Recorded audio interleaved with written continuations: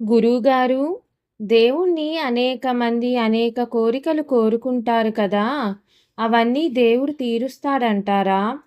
అందరూ కోరుకునేవి తీరుస్తాడో లేదో తెలియదు కానీ, ఒక కథ చెప్తా విను. ఒకానొకప్పుడు ఒక ఋషి, ఆయన శిష్యుడు నది నుండి వారి ఆశ్రమానికి వెళ్తున్నారు. ఋషి ఒక మహావృక్షం ముందు ఆగి ప్రసన్నంగా నవ్వుతూ తదాస్తు అన్నాడు. శిష్యుడు గురువుగారి చర్యకి కారణం ఏంటి అని అడిగాడు. ఆ మహావృక్షం తన కోరికని పక్కనున్న మరో వృక్షంతో చెప్తుంటే నాకు వినబడి తథాస్తు అన్నాను. ఏమిటా కోరిక గురువుగారు? తాను చక్రవర్తి అయి భూమండలాన్ని ఏలాలని.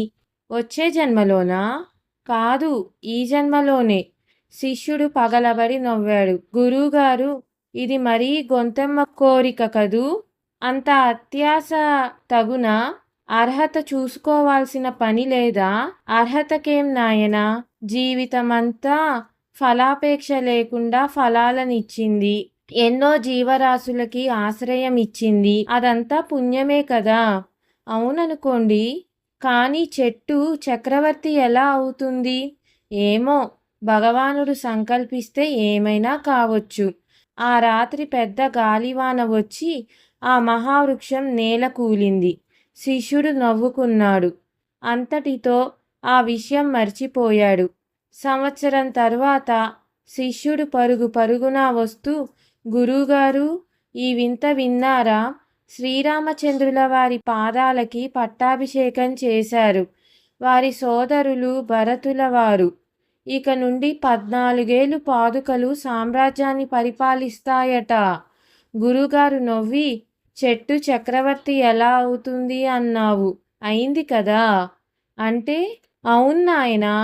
ఆ మహావృక్షం కలపతోనే వడ్రంగులు పాదకులు చేశారు. అవి శ్రీరామచంద్రుల వారికి సమర్పించారు. ఎన్ని జన్మలు ఎంత తపస్సు చేసిందో, ఎన్ని పుణ్యాలు చేసుకుందో.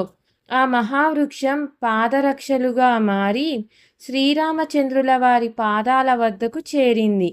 శ్రీరామచంద్రుల వారు ఆ పాదుకల్ని భరతుల వారికి ఇవ్వడం, భరతుల వారు పాదుకలకి పట్టాభిషేకం చేయడం జరిగాయి. ఆ విధంగా చక్రవర్తి కావాలన్న ఆ మహావృక్షం కోరిక నెరవేరింది అని చెప్పిన గురువుగారికి సాష్టాంగ ప్రణామం చేశాడు ఆ శిష్యుడు. భగవంతుడి లీలలు మనకి అర్థం కావు. మరిన్ని వీడియోస్ కోసం సబ్స్క్రైబ్ చేయండి, షేర్ చేయండి, లైక్ చేయండి. మా వీడియో మీకు నచ్చినట్టయితే కామెంట్ చేయండి, మీ అభిప్రాయాన్ని తెలపండి. Thanks for watching.